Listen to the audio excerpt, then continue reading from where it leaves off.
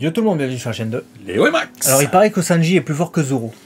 Alors, est-ce qu'on n'a pas mis là le titre et la miniature qui fait que tu te dis what et que tu as envie de cliquer? Mais non, ce n'est pas putaclic en mode oh, dis n'importe quoi.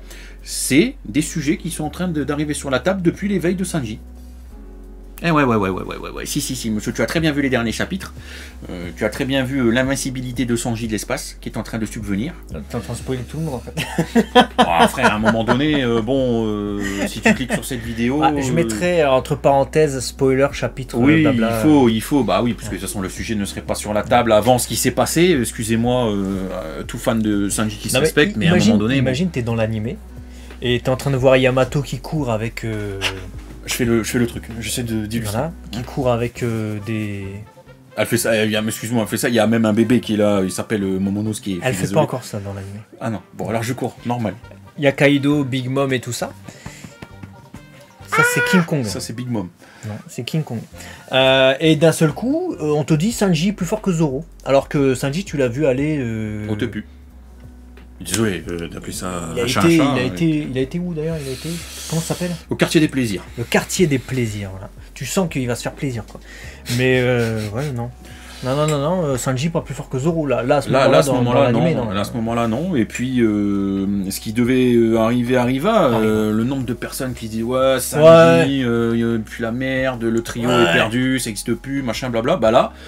Oda vient de nous faire une énorme proposition officielle pour Sanji, puisqu'il semble finalement être en train de s'éveiller à la même chose que ses frères et sœurs du Germain, avoir un exosquelette sans faille qui permet totalement de fracasser l'épée de Queen. Donc t'as un Oniwaban qui lui met un coup de ouf et puis il fait... Ah, c'est un Okanban. C'est un Okanban, c'est pas... Les Oniwaban, c'est les gars du jardin. C'est les gars... Je suis encore dans le quartier des plaisirs. Donc un Okanban. Et du coup, ça a surpris tout le monde. Donc, qui est finalement Sanji? Qu'est-il en train de devenir? Et la grande question que beaucoup se posent, c'est est-ce que, une fois qu'il se sera éveillé totalement à ce qu'il est en train de devenir, l'épée de Zoro peut-il le trancher? Toi, tu crois que Zoro, même s'il met du haki sur son épée, il peut pas trancher l'exosquelette de Sanji? T'étais trop loin. C'est ça, en gros. T'étais trop loin. Mais tu m'excuseras, je prolonge ton idée, c'est ça que tu veux dire, en fait. Moi, je pense qu'effectivement, il y a un aboutissement à un moment donné, c'est que Zoro, il tranche tout. À un moment donné, c'est pas un exosquelette qui est censé lui résister factuellement, à un moment donné. Donc, t'es en train de dire que Zoro est plus fort que Sanji? Pour moi, je pense. Pour moi, dans ma tête, Zoro sera toujours le deuxième de l'équipage. Et voilà, Sanji a récupéré sa place de troisième. Je pense que ça lui permet de peut-être revenir au-dessus d'un Jinbe, qui était en train de lui chourer sa place de troisième. Qui n'existait plus, hein, Sanji, clairement, à part se plaindre et puis ne même plus cuisiner, il faisait plus rien. Là, voilà, on redore le blason de Sanji, mais jusqu'à quel niveau, en fait? C'est ça la question. Jusqu'où ça va être un peu... Pas cheaté, mais poussé. Moi, je pense qu'Oda, avec Sanji, depuis Dressrosa, depuis qu'on quitte Dressrosa, on va sur Zo, et vraiment ça commence à partir de fin Dressrosa, Zo, il a développé Sanji de malade, mais sur papier, sur son background, sur sa personnalité. Donc il lui a créé un background avec le GRMA 66, avec une famille qu'on n'avait pas avant. On connaissait le Baratie, on connaissait du coup Honor Zef, qui était son père adoptif. C'est tout. Sanji, c'était un... Voilà, il faisait la vaisselle sur un navire de pirates et tout, il était tombé à l'eau. On connaissait que ça, Zef l'avait secouru. Là, on a vraiment l'entièreté de la map, l'entièreté de la carte de l'arbre généalogique de Sanji, de son histoire. Sanji a une histoire, Sanji a des émotions, Sanji est impliqué émotionnellement avec plusieurs personnages, que ce soit des gens qu'il n'aime pas ou des gens qu'il aime bien, comme l'équipage des Mugiwara. Mais c'était tout.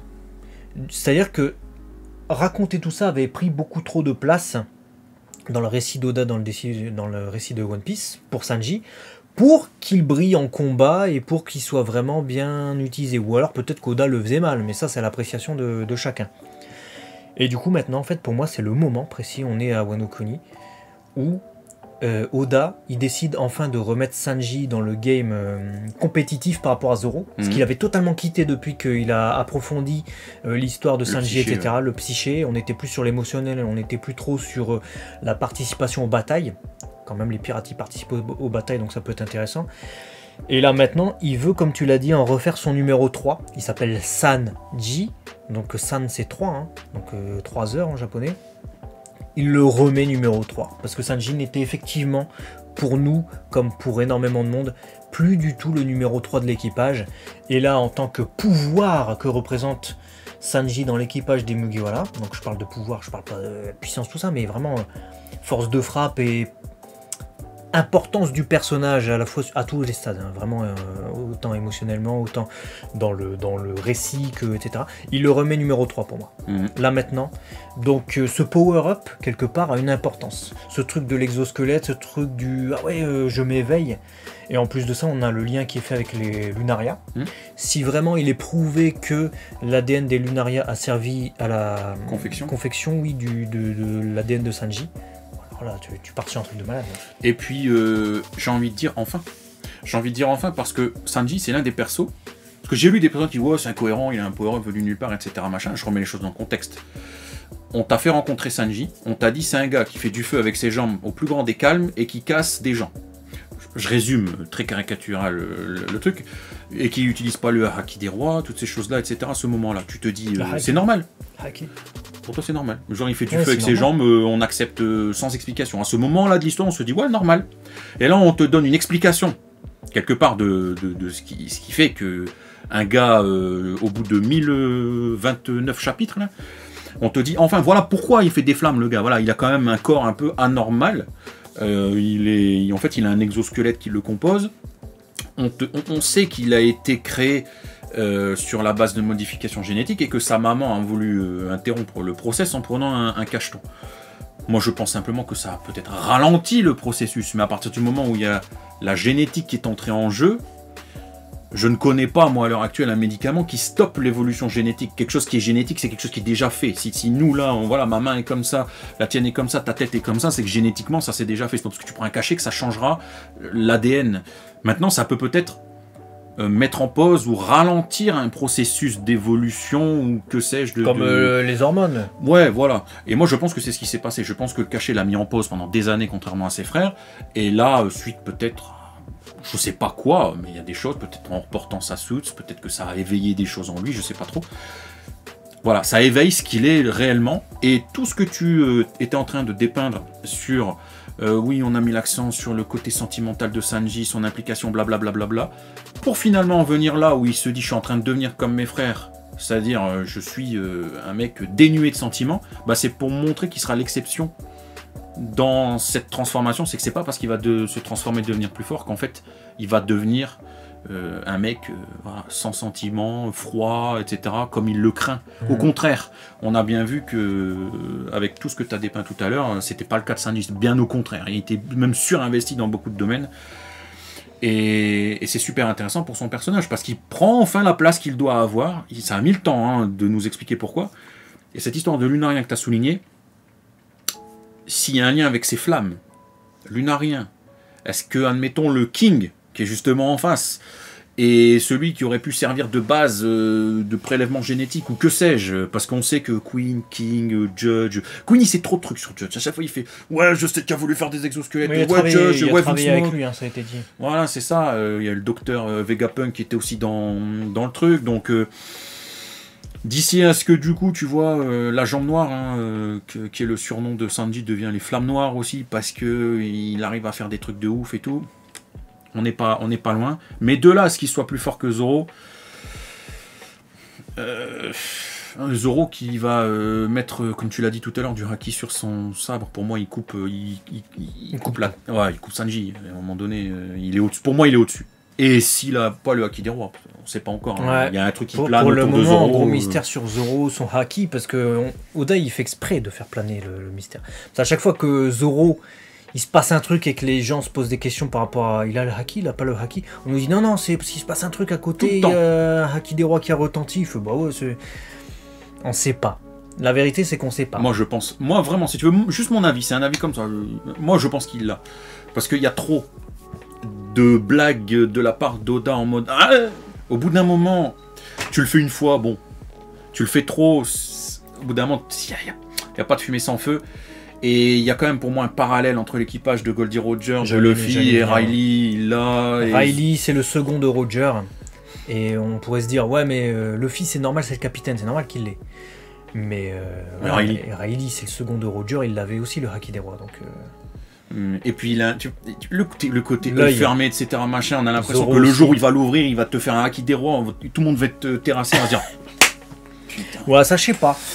Ça, ce truc de l'œil, j'y crois pas particulièrement, mais oui, il y a un parallèle évident qui est dressé avec l'équipage de Roger, et c'est vrai que Zoro pourrait tout à fait avoir le Haki des Rois, ça serait pas dérangeant. C'est le plus légitime de l'équipage en deuxième à l'avoir. Oui, c'est le second de toute manière. Les autres, je m'en fous. Nami, Haki des Rois, machin, non.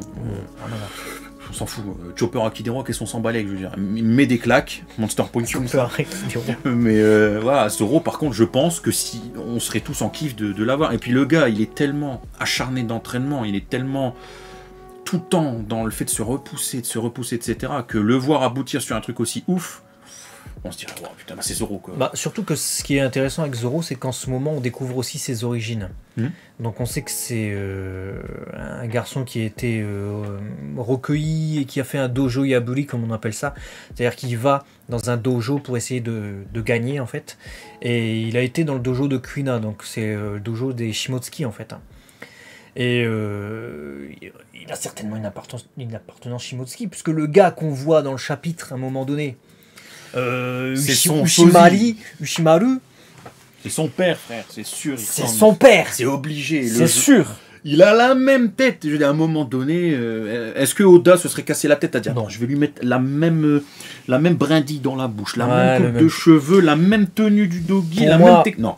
Pour moi, c'est clairement un ancêtre de Zoro et potentiellement son père. Donc, je pense qu'on va découvrir avec cette fin d'arc Wano Kuni, parce que là, on se dirige vers la fin d'arc en manga d'ailleurs.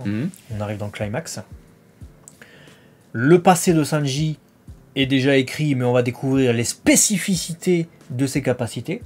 Et ce qu'il pourra apporter. Ouais. Zoro, on connaît déjà les spécificités de ses capacités, à part peut-être le Haki des Rois. On va découvrir son passé. C'est ça. Et on va retrouver nos avec le combat final, en plus, très intéressant, parce que Queen, du coup, Sanji et King Zoro, et il y a un croisement qui se fait, parce qu'il y a les informations qui servent. Ouais, c'est top. Et ça fait plaisir, quelque part, de retrouver, tout en ayant ce combat singulier, un Sanji et un Zoro qui combattent côte à côte, dos à dos, où on s'en fout un petit peu à ce moment-là qui est le plus fort. C'était vraiment plus pour surfer sur une question que tout le monde se pose, mais ça fait plaisir de les voir de nouveau combattre ensemble pour le capitaine. Parce que c'était surtout ça, c'était en mode faut qu'on gagne pour notre capitaine. Ouais. Et je pense que c'est ce qui va se passer avec Sanji. Là, il n'accepte pas encore ce qui lui arrive, mais à un moment donné, je pense qu'il va se dire, mais finalement... je change pas, je suis juste plus fort et ça va servir mon capitaine. Et j'aimerais bien qu'il aboutisse à cette évolution psychologique. Et là, on aura un Sanji solide psychologiquement, mais solide aussi physiquement. C'est ce qui manque parce que Sanji, pour l'instant, comme émotionnellement, il est très instable. Il est fragile. Il est fragile, il est victime facilement de ses émotions. Et on est dans la grande bataille. Zoro et Luffy sont arrivés en tout début de la bataille dans le château. Ils ont posé leur couronne tout de suite, quoi. Ils ont dit on rigole pas ici, hein. On est en territoire Yonko, on rigole pas. Sanji s'il est parti quartier des plaisirs. Donc et puis là il court. Donc très instable. Je pense qu'une fois qu'il se sera éveillé totalement, qu'il sera dans son combat, là véritablement il lui faut ce que tu as dit, il lui faut une stabilité, un truc se dire c'est pour mon capitaine, parce que là il se dit même pas c'est pour mon capitaine, il va voir des meufs le gars. Donc c'est pas ce qu'on attend de lui, et pour qu'il soit le véritable troisième, parce que pour moi c'est ça, hein, ça sera Luffy, Zoro, Sanji, il faut qu'il s'assume pleinement en tant que... Ok, j'ai ce pouvoir-là, voilà. Ça servira à mon capitaine. Je dois servir l'équipage, et même à la limite, hein, dans un premier temps, ça servira à sauver Nami-chan, Robin-chan, si tu veux, tu vois. Mais au moins ça sert. Ça sert l'équipage. De toute façon, il peut pas renier ce qu'il est et ce qu'il a été. Et puis finalement, au bout d'un moment, tu peux dire bah, j'ai vécu, je sais pas quel âge il a, ça dit 20, 25, 30 ans, je m'en bats. C'est pas grave. Mais admettons, il a vécu 30 ans comme ça. C'est pas parce qu'il y a un truc qui s'éveille en lui. Je crois qu'il a 20 ans. Qu'il a vécu toutes ces années comme ça. C'est pas parce qu'il y a un power-up qui s'éveille en lui que ça va le changer. Et il faut qu'il arrive à comprendre que ça le rend plus fort, mais ça ne le dessert pas. Et tant pis s'ils sont passés. Pourtant, il est cuistot, hein. Ça le dessert pas, mais moi j'aimerais bien manger un petit dessert. Pas Tiens, mal, un petit, pas petit mal de sundae choses. aux Mais fraises. qui se remettent à la cuisine, parce que là, ils cuisinent pas assez. Ouais, À un moment donné, moi, j'ai faim, on a faim. Moi j'ai faim. On a faim. On verra du coup s'il fera un Des bon takoyaki. festin. Un bon festin pour la fin du C'est vrai. et takoyaki, c'est possible. Un wano kuni, ambiance japonaise. Il est capable de nous faire, de renouer avec la cuisine à la fin de wano kuni. Il n'a pas quitté la cuisine, mais disons qu'on le voit plus trop en circonstances. Et de nous faire des repas japonais. Bah oui, parce qu'on n'a pas eu des repas japonais dans One Piece pour l'instant. Donc les takoyaki. À part les n'étaient pas- takoyaki de Hachan. Takoyaki, ramen, etc. machin. Si, il a fait des sauces, je dis n'importe quoi, il a fait des ramen, parce que c'est au soba mask. Au soba Il faisait mask. des nouilles sautées, Mm. etc. Il se faisait. Alors voilà, Voilà. dis-nous dans les commentaires si tu rejoins nos pistes sur les positions de Sanji, de Zoro, etc. Vous avez bien compris que pour nous, Zoro reste le number 2, donc au-dessus de Sanji. Mais vous avez le droit d'avoir vos Le arguments. mélange de l'anglais et du japonais. Number 2, yeah. Et dites-nous, voilà, vous avez l'espace commentaire qui est prévu à cet effet. Et puis nous, on vous dit du coup à très très vite sur la chaîne 2. De Léo Max, si t'es abonné évidemment. Allez, ciao. À très vite.